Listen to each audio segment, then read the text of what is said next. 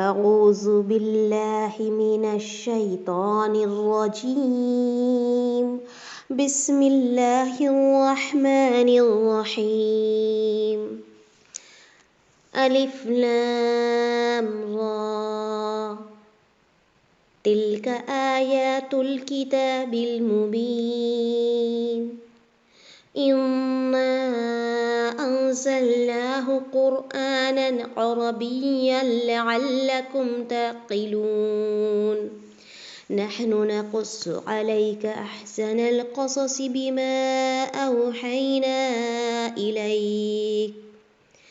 إليك هذا القرآن وإن كنت من قبله لمن الغافلين۔ ترجمہ: شروع اللہ کے نام سے جو بہت مہربان نہایت رحم والا ہے۔ الف لام را، یہ روشن کتاب کی آیتیں ہیں۔ یقیناً ہم نے اس کتاب کو عربی قرآن بنا کر نازل فرمایا تاکہ تم سمجھ سکو۔ ہم آپ کے سامنے بہترین بیان پیش کرتے ہیں اس قرآن سے جو ہم نے آپ کی جانب وحی کے ذریعے نازل کیا ہے۔ یقیناً آپ اس سے پہلے بے خبروں میں سے تھے۔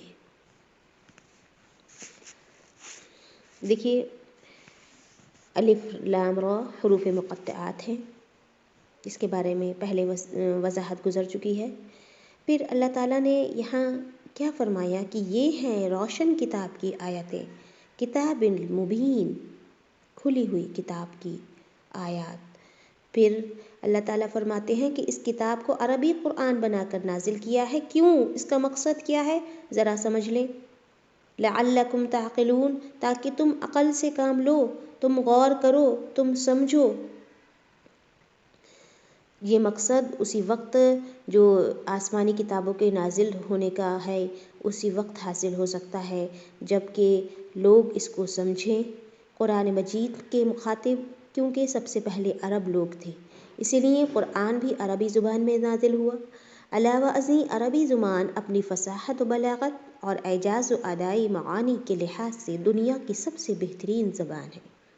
اس لیے اللہ تعالیٰ نے اسے اشرف الکتاب قرآن مجید کو اشرف اللغات، عربی میں اشرف الرسل حضرت محمد صلی اللہ علیہ وسلم پر اشرف الملائکہ یعنی جبرائیل کے ذریعے سے نازل فرمایا، اور مکہ جہاں اس کا آغاز ہوا ہے دنیا کا اشرف ترین مقام ہے، اور جس مہینے میں اس کے نزول کی ابتدا ہوئی وہ بھی اشرف ترین مہینہ رمضان ہے، اور اس پر ایمان لانے والی امت کو بھی خیر امت قرار دیا گیا۔ پھر اللہ تعالیٰ فرماتے ہیں نحن نقص علیک، ہم آپ کے سامنے بہترین بیان پیش کرتے ہیں۔ القصص سے یہ مصدر ہے، یہ معنی ہے کسی چیز کے پیچھے لگنا، مطلب جو ہے بہترین واقعہ۔ یہ اخبار ماضیہ کا واقعی اور حقیقی بیان ہے، اور اس واقعے میں حسد کا انجام، صبر کا بہترین نتیجہ، تائید الہی یعنی کہ اللہ کی مدد کا کرشمہ، نفس امارہ کی شورشیں اور سرکشیوں کا نتیجہ، اور دیگر انسانی عوارض اور حوادث کا نہایت دلچسپ بیان اور بڑے عبرت انگیز پہلو ہیں۔ اسی لیے اسے قرآن نے احسن القصص بہترین بیان سے تعبیر کیا ہے۔ سورہ یوسف کو آپ جو ہے اس لیے ہم جو ہے اہمیت دی جاتی ہے کہ اسے اللہ تعالیٰ نے خود کہا ہے کہ یہ بہترین بیان ہے، بہترین قصص، بہترین واقعات ہیں، اس کے بارے میں اللہ تعالیٰ خود فرماتے ہیں۔ پھر کیا ہے؟ قرآن سے اللہ تعالیٰ فرماتے ہیں جو ہم نے آپ کے طرف وحی کے ذریعے نازل کیا ہے، کیونکہ آپ اس سے پہلے بے خبر تھے، یعنی کہ ان الفاظ سے واضح ہے کہ نبی کریم صلی اللہ علیہ وسلم عالم الغیب نہیں تھے، ورنہ اللہ تعالیٰ آپ کو بے خبر قرار نہ دیتا یہاں۔ دوسری بات یہ معلوم ہوئی کہ اللہ تعالیٰ جو ہے کہ آپ اس کے سچے نبی ہیں، کیونکہ آپ پر وحی کے ذریعے سے یہ سچا واقعہ بیان کیا گیا۔ آپ نہ کسی کے شاگرد تھے، نہ کسی کے استاد جس سے سیکھ کر بیان فرما دیتے، نہ کسی سے ایسا تعلق تھے جس سے سن کر تاریخ کے واقعے مطلب جو ہے سن کر اپنی اہم جزیات کے تحت آپ نشر کر دیتے۔ یہ یقیناً اللہ تعالیٰ ہی نے وحی کے ذریعے آپ پر نازل کیا، جیسا کہ اس مقام پر صراحت کی گئی ہے۔ پھر دیکھیے اب یہاں پر جو واقعہ شروع ہوا ہے یوسف علیہ السلام کا ایک خواب ہے جس سے شروعات ہوتی ہے، اور اسی خواب کے کمپلیشن پر، اسی خواب کے پورے ہونے پر، تعبیر ملنے پر حقیقت میں اس کا اختتام ہوا ہے۔ تو اس کے بیچ میں جو یوسف علیہ السلام کی زندگی گزری ہے، کتنے اس پر جو ہے ایسے جو ہے آزمائشیں آئی ہیں اور سخت آزمائشیں آئی ہیں، تو جو ان کی زندگی میں ہوا ہے اس میں نہایت جو ہے اعلیٰ اسباق ہیں، اور ایسے مومن بندے کے لیے ایسے پہلو ہیں سبق کے کہ جس کو وہ غور کرے تو اسے واقعی یہ محسوس ہو کہ اللہ تعالیٰ اپنے نیک بندوں کو کس طرح آزمائش میں ڈال کر نکھار دیتے ہیں اور کامیابی کی راہ دکھاتے ہیں۔ اس دنیا میں بھی اس کو اللہ تعالیٰ عزت عطا فرماتے ہیں، اور اس کے لیے آخرت کا راستہ انہی آزمائشوں میں نکھر کر آسان ہو جاتا ہے، بلکہ اسے مل جاتا ہے۔ تو یہ ہے سورہ جو ہے یوسف کی شروعات، اس کو بہترین واقعہ سے تعبیر کیا گیا۔ اب ہم اس کو تلاوت اس کی سنتے ہیں۔ اذ قال یوسف لأبیہ یا ابت انی رأیت 11 کوكبا والشمس والقمر رأیتهم لی ساجدین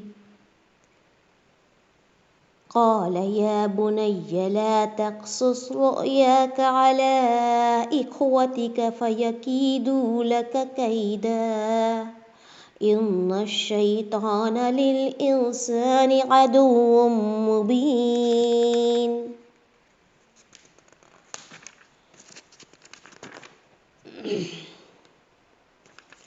ترجمہ: جب یوسف نے علیہ السلام اپنے باپ سے ذکر کیا کہ ابا جی، میں نے 11 ستاروں اور سورج چاند کو خواب میں دیکھا ہے کہ وہ سب مجھے سجدہ کر رہے ہیں، یعقوب نے کہا علیہ السلام، پیارے بچے، اپنے اس خواب کا ذکر اپنے بھائیوں سے نہ کرنا، ایسا نہ ہو کہ وہ تیرے ساتھ کوئی فریب کاری کریں، شیطان تو انسان کا کھلا دشمن ہے۔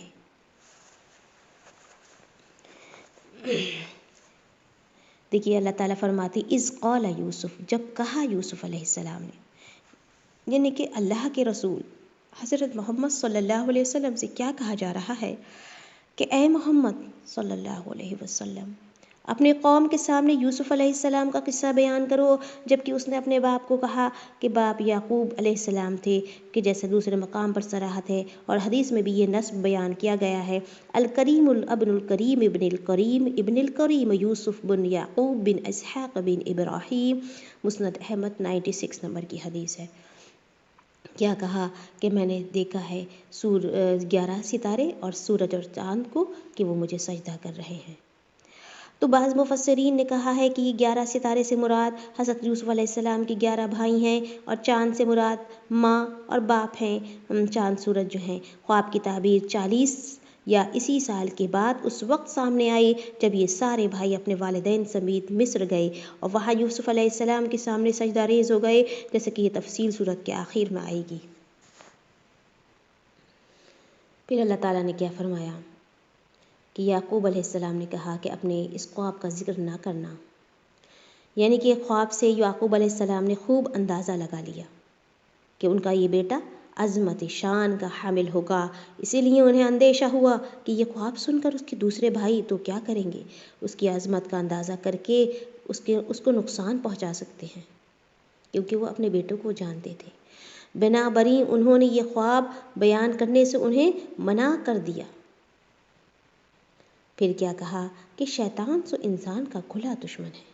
یہ بھائیوں کے مکر و فریب کی وجہ بیان فرما دی کہ شیطان چونکہ انسان کا ازلی دشمن ہے، اس لیے وہ انسانوں کو بہکانے، گمراہ کرنے اور انہیں حسد و بغض میں مبتلا کرنے میں ہر وقت کوشاں اور طاق میں لگا رہتا ہے۔ چنانچہ یہ شیطان جو ہے اس کے لیے بڑا اچھا موقع مل جائے گا کہ وہ یوسف علیہ السلام کے خلاف بھائیوں کے دلوں میں حسد و بغض کی آگ بھڑکا دے گا، جیسے کہ فی الواقع بعد میں انہوں نے ایسا ہی کیا اور یعقوب علیہ السلام کا اندیشہ درست ثابت ہوا۔ پھر دیکھیے کیا فرمایا اللہ تعالیٰ نے، آگے آیت ہے وَكَذَلِكَ يَجْتَبِيكَ رَبُّكَ وَيُعَلِّمُكَ مِن تَأْوِيلِ الْأَحَادِيثِ تأويل الأحاديث ويتم نعمته عليك وعلى آل يعقوب كما أتمها على أبويك من قبل إبراهيم وإسحاق إن ربك عليم حكيم. اور اسی طرح تجھے تیرا پروردگار برگزیدہ کرے گا اور تجھے معاملہ فہمی یا خواب کی تعبیر بھی سکھائے گا اور اپنی نعمت تجھے بھرپور عطا فرمائے گا اور یعقوب کے گھر والوں کو بھی، جیسا کہ اس نے اس سے پہلے تیرے دادا یعنی ابراہیم اور اسحاق کو بھی اپنی بھرپور نعمت دی. یقیناً تیرا رب بہت بڑے علم والا اور زبردست حکمت والا ہے. وَكَذَلِكَ اسی طرح، یعنی کہ جس طرح تجھے تیرے رب نے نہایت عظمت اور خواب دکھانے کے لیے چن لیا ہے، اسی طرح تیرا رب تجھے برگزیدگی بھی عطا کرے گا اور خواب کی تعبیر سکھائے گا. تعویل الحدیث کے اصل معنی باتوں کی تہ تک پہنچنا ہے، یہاں خواب کی تعبیر مراد ہے. اور اپنی نعمت تجھے پوری کر دے گا، یعنی کہ اس سے مراد نبوت ہے جو یوسف علیہ السلام کو عطا کی گئی، اور وہ انعامات ہیں یا جن سے مصر میں یوسف علیہ السلام نوازے گئے تھے. اور یعقوب کے گھر والوں کو بھی، یعنی کہ اس سے مراد حضرت یوسف علیہ السلام کے بھائی، ان کی اولاد غیر ہیں، یعنی کہ اس سے مراد حضرت یوسف علیہ السلام کے بھائی ہیں جو بعد میں انعامات الہی کے مستحق بنے، یعنی کہ بعد میں جب جو ہے انہوں نے اپنی غلطی مان لی. اور یعقوب کے گھر والوں کو بھی، جیسے کہ اس نے پہلے تیرے دادا اور پردادا پر کیا فرمائی، نعمت فرمائی، آپ جانتے ہیں ابراہیم علیہ السلام کس طرح اللہ تعالیٰ نے ان کی دعا قبول فرمائی تھی. کیا دعا کی تھی ابراہیم علیہ السلام نے؟ رب اجعلنی مقیم الصلاۃ ومن ذریتی ربنا وتقبل دعاء ربنا اغفر لی ولوالدی وللمؤمنین والمؤمنات یوم یقوم الحساب. انہوں نے حساب کے دن، یعنی کہ بہت آگے تک دیکھتے ہوئے، پوری فار ایور ہمیشہ کے لیے پرواہ کی تھی، دعا کی تھی. ہماری دعائیں کیسی ہوتی ہیں؟ بہت شارٹ ٹرم کے لیے، بہت جلد بازی، یعنی کہ بہت جلدی جو ہمیں چاہیے ہوتا ہے، اکثر وہی دعائیں ہوتی ہیں. یعنی کہ انہوں نے رب اجعلنی مقیم الصلاۃ ومن ذریتی، وہ میری ذریت جو آگے آئے گی، جن کے بارے میں وہ جانتے نہیں تھے لیکن ان کو اندازہ تھا کہ میری ذریت کا کیا بنے گا، اس لیے ان کے ایمان کی فکر ہوئی، انہوں نے اس ذریت کے لیے دعا کی اور آپ دیکھیے دعا قبول ہوئی. اللہ تعالیٰ نے ابراہیم علیہ السلام کی ذریت اولاد میں نبوت جاری کر دی ہمیشہ کے لیے. یعنی کہ آپ صلی اللہ علیہ وسلم جو خاتم النبیین ہیں، وہ بھی ابراہیم علیہ السلام کی کس میں تھے؟ ان کے باپ دادا تھے ابراہیم علیہ السلام. تو یہی اسماعیل اور اسرائیل، یہی دو بیٹے، لیکن ان پر نبوت چلی ابراہیم علیہ السلام کی دعا کی وجہ سے، اللہ تعالیٰ نے رحمت کی. تو یہ وہ لوگ تھے جن پر اللہ تعالیٰ نے انعامات کیے، لیکن انہوں نے کیسی قربانیاں دی، ساتھ میں یہ بھی دیکھ لیجیے.